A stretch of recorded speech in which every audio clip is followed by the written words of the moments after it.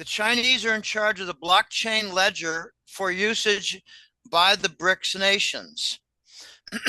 mBridge is a protocol, and there are various vehicles like the unit that will operate on the mBridge protocol.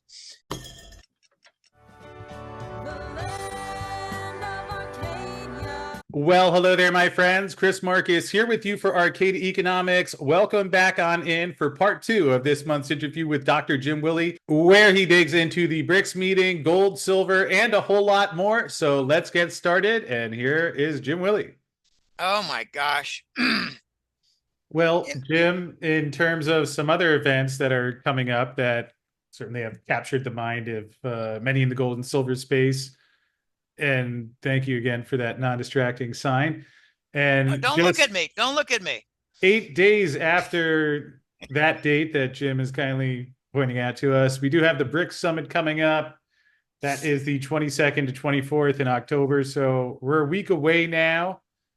We've heard a lot about payment systems. Putin had a comment. Actually, I won't play that now, but here you can see that Putin did comment and talk about that they're working on payment systems.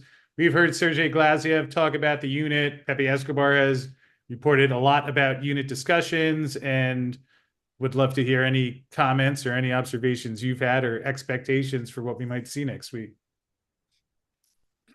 There's something that's a point of confusion, and I'm doing my best to resolve it. And somebody tried to explain it to me, and I think I got it. mBridge is a protocol, and the Chinese have developed the blockchain ledger. The Chinese are in charge of the blockchain ledger for usage by the BRICS nations.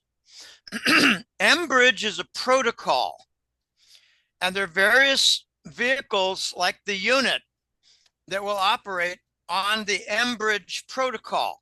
And for those who aren't familiar with all this, just think of it, there's a digital highway, and they've got a lot of different rules and regulations for operating on the highway, like with speed limits, changing lanes, getting off a ramp, making a payment at a booth, lots of different functions that require protocol. Rules for operating on the digital highway, the blockchain ledger. I always have trouble coming up with the word ledger, blockchain ledger.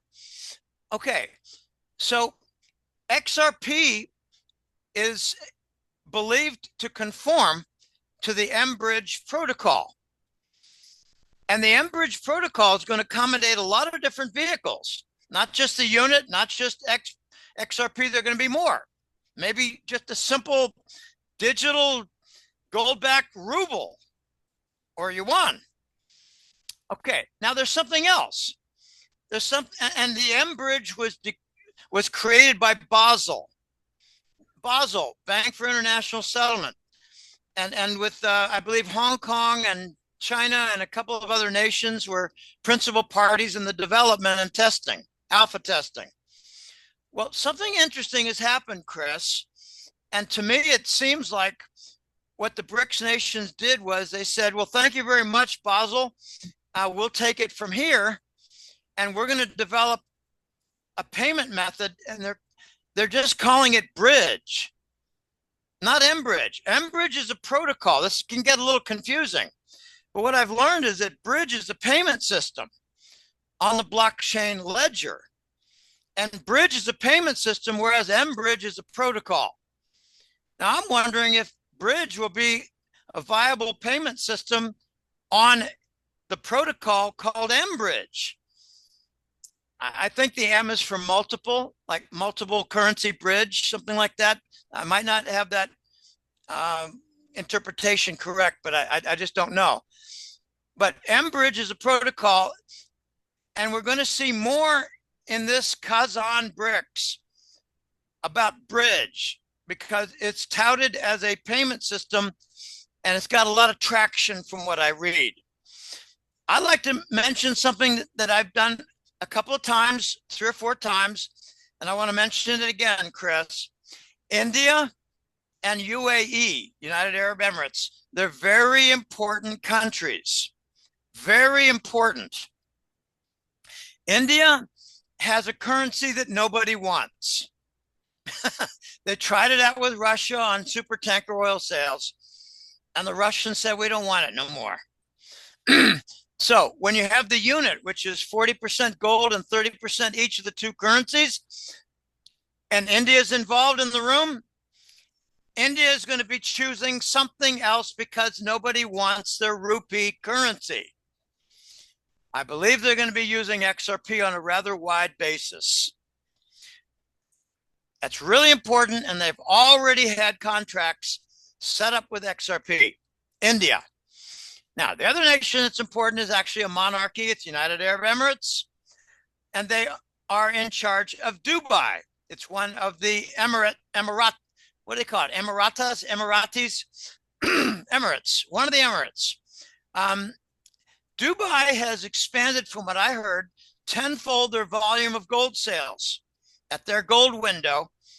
And what I believe is going to happen is a lot of countries like Africa are going to come forward and say, we have a lot of diamonds, we have a lot of copper, we have a lot of iron, we have a lot of, let's say, vanadium, structural metals, and they're going to use Dubai to convert to gold for whatever they have. And the gold volume is expected to go increase tenfold.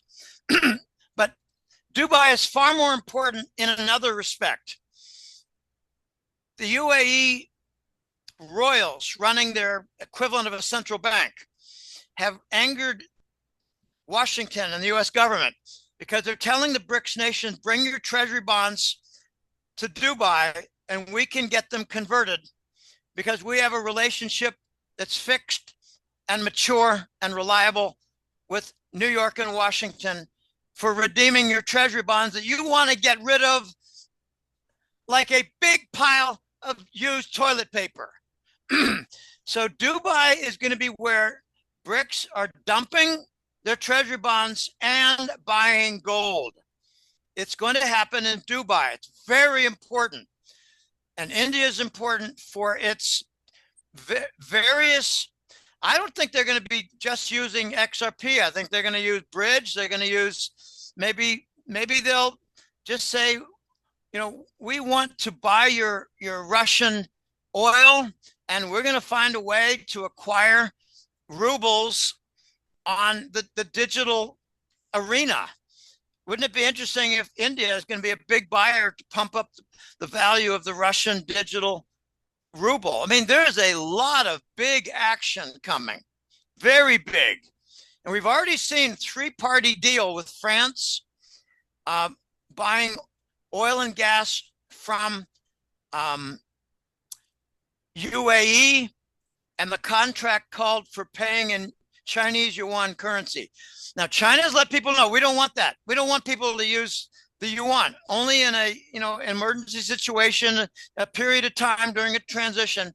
China doesn't want foreigners owning their debt because look what's happened to the United States. We lost our industry, and now they're dumping our treasury bond, dumping our debt, and we are in what I believe, Chris, is year number 4 of a U.S. government debt default. I believe it's a 6-year process. We're in year number 4. This is really dicey. Yeah, and Jim, one thing that I wanted to ask you here, pulling up the gold chart, as you can see here, we dipped below 2,000 at a few points early in the year, but basically $650 increase in the gold price.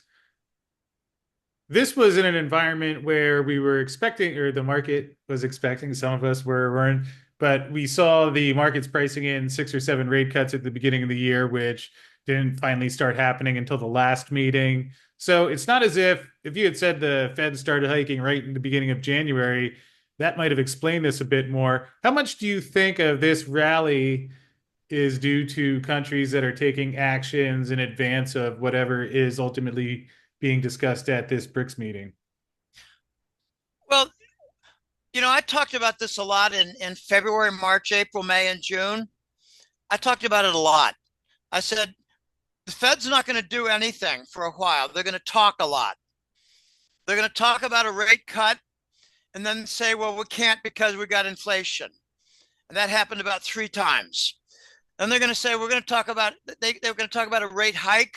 And then they're going to back off it saying, well, we were on the edge of a recession when we're actually in a depression. And that happened about 3 times.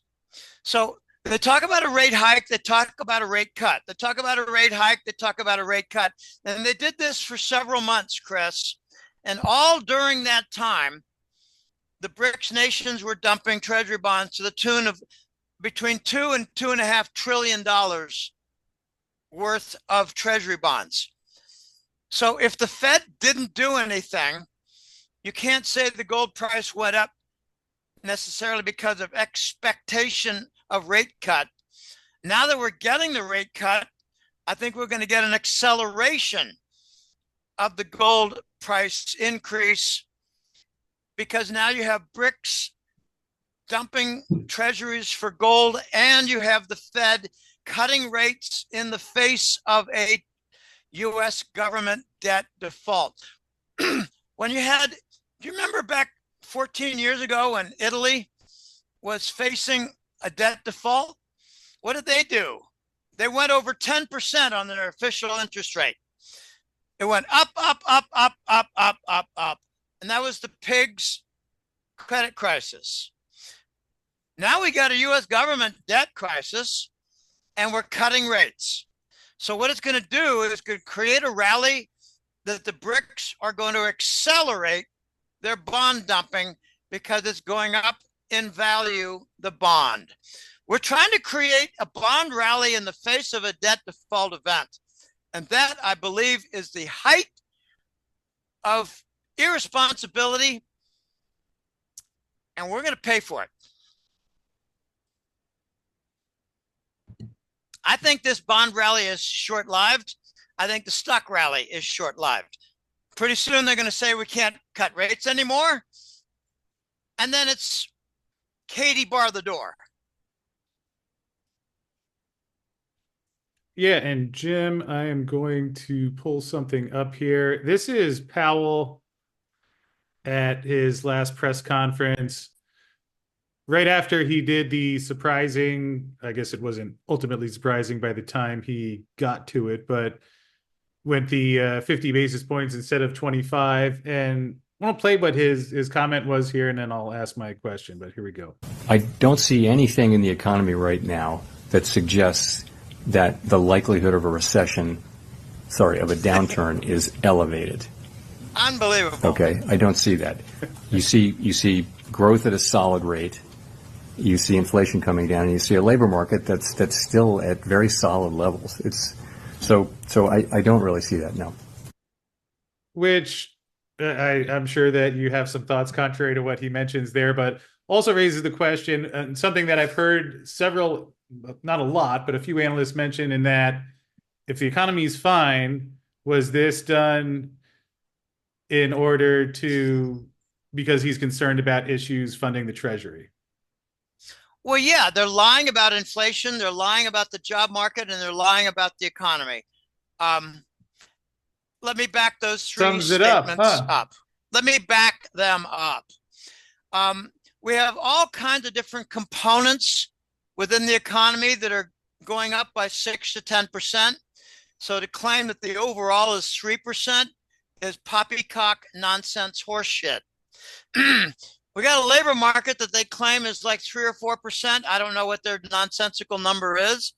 But notice that they say that the participation rate is like 72%.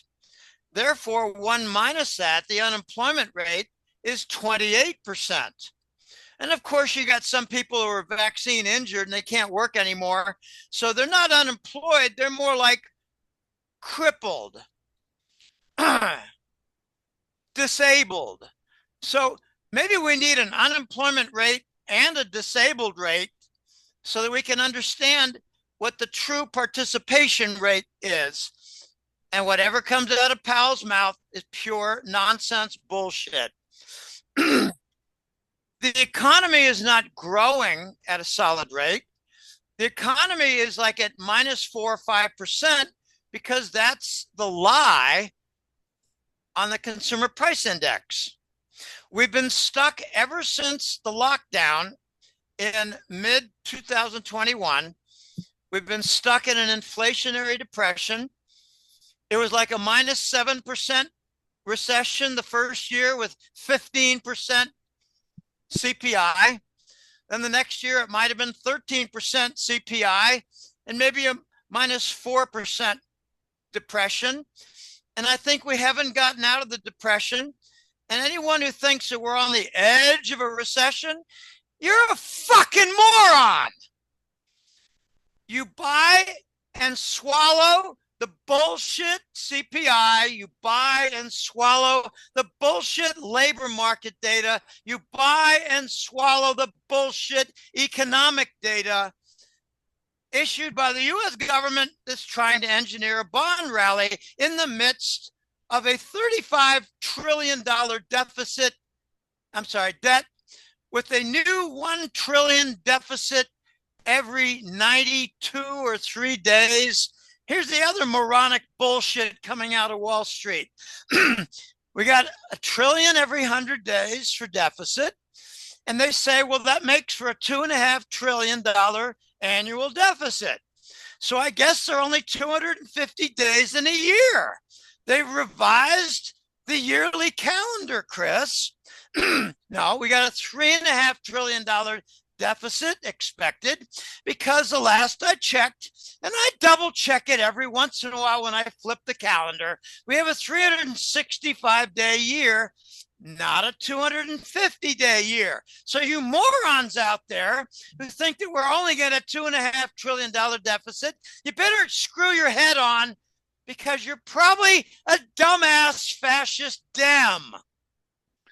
Jim, since I can see you love handling that news and puts you in a good mood, I'll just take this opportunity to share this one that I thought was pretty stunning. This was shared a couple of weeks ago, but according to the National Bureau of Economic Research, using the pre-1983 CPI methodology in 2022, according to those calculations, we had 18% inflation. Right. Well, not inflation, but rate of price increase. CPI. 2 years ago. So, and of course, we did have the job numbers revised down, 818,000 jobs about a month or two ago, which. Now, let me explain something that happened after Robert Rubin got his hands on it.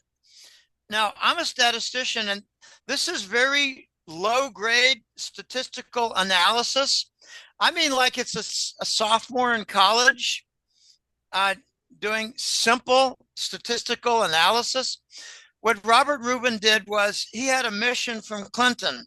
Hey, we want to bring down the CPI because if we do, we can reduce the cost of living adjustments, the COLA, for all kinds of different government and military pensions, including Social Security. So what they did was they began the substitution methods. Oh my gosh, the price of beef and ground beef has gone up. So we're going to substitute chicken this month. And that way we won't report that price inflation. They did this with numerous different items. And they also did something else that's rather exotic. And it's called the geometric mean.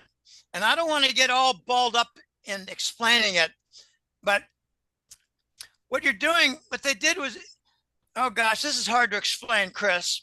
But let me just talk about 3 numbers. If you got 3 numbers and you want the arithmetic mean, you add them together and you divide by 3. Now, if you want the geometric mean, you multiply all 3 together and you take the cube root.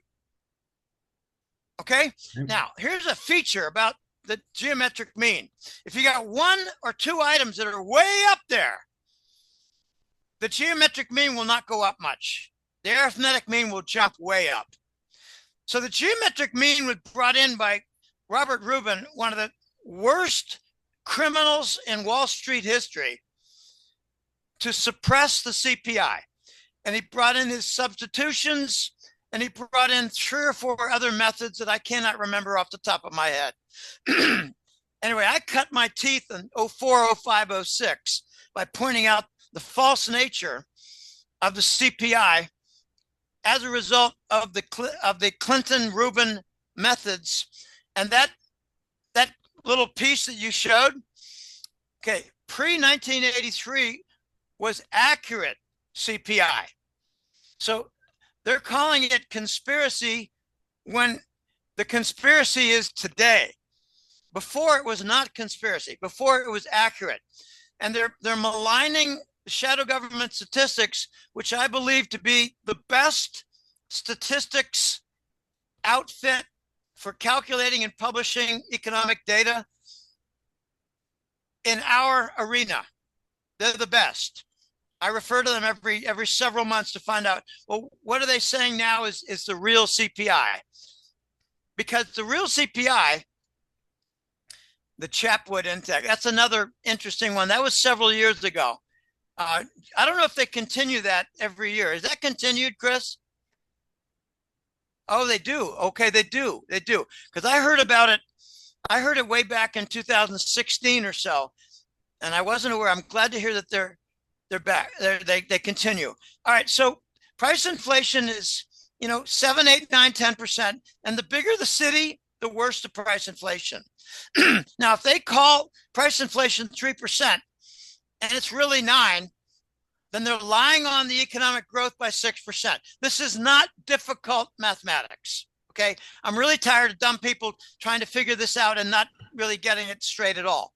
Whatever they lie on with respect to the inflation rate, they lie with respect to the economic growth. And if you want a better picture of the jobless rate, go with the 1 minus the participation rate. And the participation rate excludes the people who are disabled and wrecked by taking the vaccine. And that includes my older dumbass brother. Unbelievable. Unbelievable. We're dealing with a nationwide disease right now of brainwashing and buying the imperialist Trump bullshit. And it's very, very tiresome. I call the liberal retards closet Marxists who have no IQ at all. Tell me what I'm supposed to think. Tell me who I'm supposed to hate. Tell me what I'm supposed to hold for a placard. One of the funniest jokes I've seen recently is how many Democrats does it take to screw on a light bulb? No, Kamala Harris, she fixed that. And the fascist Dems are applaud in the dark. Okay, these are some of the dumbest people in American history. Okay, I've got my voter segment of Kamala Harris. It's dead people. It's photocopy machines. It's illegal migrants. It's military contractors who want war forever. It's cabal members who like stealing money from the printing press and shipping it to Ukraine, and then they get a cut. But it's also single women cat lovers. There's a lot of them. Single women cat lovers. And there's another group, but I don't want to offend people because I offend people enough. I had one client said to me, Jim, my wife used to, with one client, I think Virginia said, Jim, my wife used to like you, but when you start telling people they're stupid, she doesn't like watching you anymore. So I said to him, tell her that she's double stupid. And that's why she doesn't like it, because I'm talking to her. She's double stupid. Ask her if she likes to have Kamala not screw on light bulbs so that she's applauding in the dark. Anyway, I'm really tired of dumb people. And one of the best ways to conquer the nation and have, one party Democrat for the whole country, like in California, like in Massachusetts, it's 72% registered Democrat in Massachusetts. It's a one-party state. So the only action is in the primaries. Okay, we're under threat to have the whole country go that way by shipping in migrants who get a monthly stipend and a debit card and go shopping like crazy. And the only requirement is that they have to vote fascist Dem. They don't even know what Dem is. They don't even know they couldn't define democracy. My gosh. Here's another really important point. The mainstream news is getting discredited in a massive way. They said there were no Haitians in Ohio disrupting their societies. Well, they got proved with 1,000 points of light on various social networks. They said that FEMA is not obstructing aid. So that got contradicted by 10,000 points of light. This storm region in the Appalachians, I believe it's got about 2 million people in it. And from what I'm hearing, this is tragic. And I'm very sad about this. We probably have 20 to 40,000 dead people in the storm zone in the Appalachians. And the dead bodies are all in the storm debris. The debris, like pieces of trees and pieces of homes, and their bodies in there. If you listen closely to the mainstream news, they'll say it's 300 confirmed dead, and a lot are still missing. Well, how many are still missing? What percentage of the population is still missing? Yeah, I had a client in a very sad tone write me an email and said, Jim, I've got an aunt who lives in Western North Carolina, and we haven't heard from her for 10 days. And I said, well, hope for the best. Maybe she's on high ground. They don't have food, they don't have water, they don't have shelter, and they don't have clothing, and it's getting cold overnight. Okay, this is now mid-October. We now have the mainstream news talking openly about both weather warfare and FEMA obstructing aid. And if I were you out there, I would not donate to the American Red Cross. They're approved by FEMA. And FEMA has been revealed as funneling aid money to the migrants, not to the victims of the storm. So if American Red Cross is approved by FEMA, they are disapproved by me, and they are accused by me of being culpable, part of the problem. FEMA is about emergency to handle the security of people, and what they're doing is they're ignoring the emergency and they're adding to the insecurity of our society by feeding the money to the migrants. Mayorkas already said, we don't have any money in FEMA. We spent it all on the migrants. Yeah. Okay, this is treason. Let's be plain. This is treason. Yeah, certainly tragic situation what's happening there, and again, I've been fortunate the part of Florida we're in has been okay, although a lot happening with these the storms, and certainly hoping kind energy for would you stop that? Jim, before we wrap up, you talked a bit about the BRICS before, but curious if you have any feeling for perhaps whether it's if we talk this time next month after that's happened, or even a couple months or years down the road, anything you are feeling yet in terms of how this plays out? And well, let me just say some signals. They're like interpreting the wind. Okay, that's what I try to do once in a while. It was last August, we had a BRICS meeting in South Africa. They actually blocked President Xi of China and his delegation. They held him in a hotel. They did not want him at the BRICS meeting to talk about social scoring for bank account access. Okay, that's the BRICS. The BRICS did not want the Chinese to dictate bank policy for social credit. Okay, that was a year ago. Okay, that's a preface. Then in June, the Russians took control. What do they call it? They're hosting the BRICS meetings. So it was in St. Petersburg. So the St. Petersburg International Economic Forum, where they had 23 deals worth, 70 deals worth 23 billion. And contrast that with Davos, that had no deals, no contracts, No economic contracts, no nothing. That's not an economic form. It's a banker form. So St. Petersburg, Chris, they had some results. They announced an alpha test for mBridge. They announced enhancements for the mBridge protocol.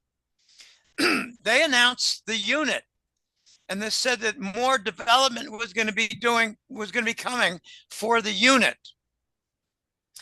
And they said, look forward to the October meeting where we're going to have more announcements, more developments, more revelations, and more specifics. In the meantime, Russia announced that XRP is going to be the official intermediary between all their central banks, financial institutions, and banks, and all the other side, the merchants, and the ones that take payment for whatever product or service. So the Russians let it be known that XRP is going to be important to them. Now, I'm looking forward to Kazan in 2 weeks because we have been conditioned, we have been warned that a lot of details are coming in Kazan. A lot of details on payment systems, different options to operate under mBridge, maybe a lot of specifics and details and perhaps enhancement for Bridge, which is a payment system and not a protocol. We're probably going to get more details about the digital ledger and its usage and some of the features and just some of the volume. We're probably going to get more data on dumping Treasury bonds and buying gold, more volume. We're probably going to get more details about the BRICS development, the new development bank, NDB they're calling it. We may get more details about how they're going to fund the new development bank. Okay, these are all areas that I'm going to be devoting attention to. And, you know, when this meeting is over, I'm going to need to do my chapter on the BRICS for the October report. And that's what I did back in June. Except back in June, it was like the 15th to the 17th. This is later in the month, so it's going to be a little more difficult to get a lot of information that's specific and confirmed about the BRICS meeting. I think this is going to be a big splash, okay? And what I'm hearing, you know, just like in a marquee message, this is where the King Dollar will meet its funeral march. This will be where the BRICS lay out all the different non-dollar payment methods. I think we're going to get a lot of momentum after October where the dollar is going to be down below 50% on international payments. That's coming. Well, like you said, we're getting closer and only actually next week, so under 2 weeks, and certainly could be exciting to see if I'm still on the fence. I could see a scenario in which they do have a formal announcement. I would be a little shocked if there's something that happens next week and it's a launch of a system. And I also think it's possible we could continue to hear just commentary similar to what we've heard coming up to the meeting. I did see a tweet this morning from someone who I know is following this, suggesting that the hand guide and schedule for the thing came out. There was no official mention of it in there, although we have heard other confirmations that they're discussing it. So I was trying discussing what? Discussing what? I missed it. Discussing the unit or a gold currency in particular. So I had a friend this morning who was trying to tamp him down, for lack of a better phrase, a little bit, because he was thinking, all right, well, they're going to have to say something. I think it's possible. I could also see it being possible that there's not any formal announcement. So would not necessarily change whether or not they are working on something. And anyway, Chris, they've been doing alpha testing now for a few months. What I'm hearing is that this BRICS is going to be a lot of information of meat on the bones. We got the bones in June. We had alpha testing and enhancement of mBridge. And mBridge is to make it faster, cheaper, and without sanction interference. Faster, cheaper, without sanction interference. The response to the weaponization of the dollar. They have been saying now for 3 months that in Kazan, we're going to give you more details, meat on the bones for these various options. And as I said, a marquee. These are the details for the dollar funeral march. And I think we're going to see an acceleration down for dollar usage and trade payment. Now, remember, the BRICS are developing very serious critical mass. And what they need to do now is develop the integrity and reliability of their systems. Now, that's why they're doing alpha tests.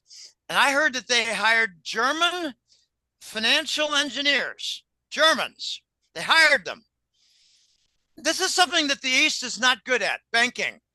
Banking channels and cables and networks and interoperability. And wow, the West is really good, and we've corrupted it. So the BRICS have hired German financial engineers. And, who do you suppose is doing the alpha testing? Okay, they're doing, this is live testing. We're going to get results of alpha testing, results of enhancements, and a lot more news. I call meat on the bones. We got the bones in June, and this is going to be, I think, rather exciting, because if they do get their act together, if they do get the various vehicles working and tested and announced with details, you're going to see a big acceleration in these nations building their gold reserves. And I think that as a result of this, Chris, the next several months, we're going to be over 3,000 in gold. Well, we're not that far off right now already. So fortunately, Jim, I guess the most important conclusion that one could draw from this conversation is that they want to stay up to date on what is happening. And as these things develop, or many cases before they develop, perhaps you could tell us about the website where you have the hat trick letter. And I hadn't seen this before. You got some summary videos there too. That's Hey folks, Donald Trump Jr. here with you got urgent Donald news. Trump Jr. doing a commercial on there. So. No, I don't know what. Please don't. I don't know what that is. I don't know what that is. Okay, what we have decided on is that, and I'm late because I had some things to deal with last week, in the middle of the week. I'm dealing with extortion. Okay, I'm dealing with a lot. The government here, extortion. They prefer extortion to industry. That's my conclusion. Anyway, we had an agreement, and we're going to do it very soon. Could be today or tomorrow. I don't know. But what we've got here is a short, and we're trying to make it 30 minutes, but it's hard to keep it short. It's just a preview of what the newsletter is. It's a preview of the various chapters of what it is. And 245 is not September. That was August. So that's the preview for the August newsletter. But if you scroll up a little bit, you see in the upper left, you'll see that it says September report posted. We have yet to do the 246 summary with the video. It's my website manager, and he's in the Netherlands, and he's bilingual, and he's very good at what he does. I'm very grateful for his work. He's excellent in 5 different areas in website technology. And I take advantage of just a couple of them, but he provides a lot of little added value that I've never had before. But okay, this is the www.golden-jackass.com website. And in the center is the subscribe button. That's the flagship newsletter. There's only one. I call it the hat trick letter. So we're going very strong, but I gotta say, Chris, that I get a lot of new orders, and I get quite a few people saying I can't continue because of cost pressures, and it's very unfortunate. There's a lot of cost pressure in our economy, and it's hurting people. So I get new clients, and unfortunately, with the costs, they exit, and it's sad. And if they, this is something that just me, Chris, but if they say I'm getting squeezed badly and I'm really going to miss your newsletter, I think you're doing a great job. If they say anything like that complimentary, I say, I'm going to give you 3 or 4 extra months for the login access because you're saying nice things. So I'm doing what I Statistical can. analyst with a heart of gold in the body of a teddy bear. I mean, go figure. Look, what a sweetheart you are. Yeah, I tell you, at 72 years of age, I don't feel really young, but somebody guessed my age yesterday at 64. And I thought, well, that's good. He's not drunk. That's good. He's not drunk. Anyway, all right. Also on the website is a donate button, and no longer is what's the name? I forget their name. PayPal, PissPal, PayPal, Paypor. Yeah, PissPal. PayPal is no longer involved with the donate button, and the consult. I did one a couple of days ago. I've done 770 of them, Chris, in 5 years, almost 5 full years now. So it's about 150 a year. So that's 3 a week, and I'm busy with that. When I'm done with my newsletter, I usually have 4 or 5 I need to do right away. So the consult is something that I do regularly, and it's a lot of, it's actually, it's fun. Sometimes when it's not fun, it's just energizing, and it's boots on the ground. I get some interesting information from people, and I follow up with them months later sometimes. But the sponsor button is another. That's for wealthy people. And believe it or not, somebody hit that over the weekend, and I was just shocked in a wonderful way. That's great. I got somebody in Ontario who does it every month, and he's just a very wonderful guy. And he's got his own story and his own challenge. Anyway, in the mining sector. So sign up for the newsletter. You don't have to read it all. And when people say to me, Jim, I can't read it, well, then don't. I never read the entire Boston Globe. I read the sports section, the financial section, the front section with politics, and I would dabble. I read the movie section, and I would dabble with the food section. I never read fashion. I just don't care about fashion. I am no fashion plate. I wear t-shirts with holes in them. I wear t-shirts with holes in them. I want to look poor for these sons of bitches. I like that. I appreciate it. This is a new shirt. I've not seen you in this one today, and that. Oh, it's a gift from my lady. Looks sharp, multicolored. Yeah, multicolored. It's not comfortable though. I know that I look sharp in it. That's why I wear it. All right. Well, look, I don't mean to bother you or annoy you. I know it's distracting, but today is Monday, October 14th, and to you assholes out there who are stealing my content, I hope you trip over your own feet and fall on your office floor and bruise your nose. There's the karmic spread of the love that you're so well known for. Only 2 pirates.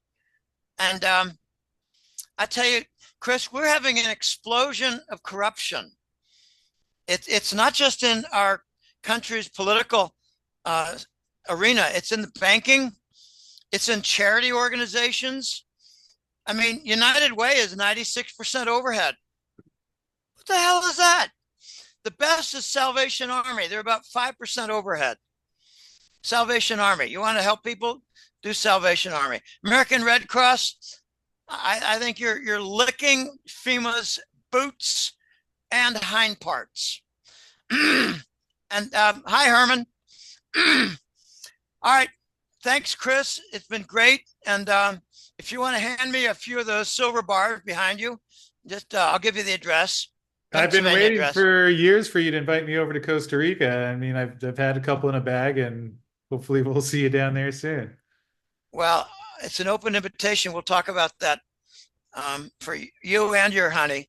I got to tell you, the food is tremendous here. The food. So's the rain. And so are low electricity rates. Like, I think it's 40% hydroelectric power. And well, go ahead.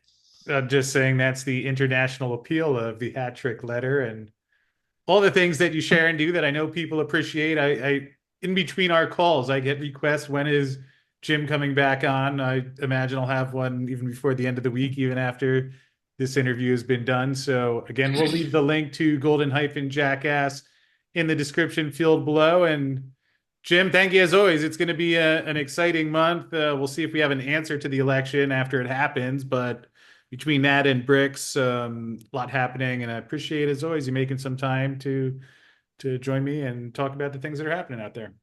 Yep. By the way, I'm a statistician. I understand polls. I understand fraudulent polls. Trump was ahead by 50%. Now he's ahead by close to 60%. And they can cheat maybe 20, 22%. So he's got a landslide victory. And the fact that they're announcing that they're not going to approve of the Trump victory means that they're expecting to lose badly. Kamala Harris and Waltz are an exhibit of Marxism for the idiots who don't know what Marxism is. All right. Thanks for having me on. It's been a pleasure. Take care, Jim. Bye now. Talk to you soon. All right.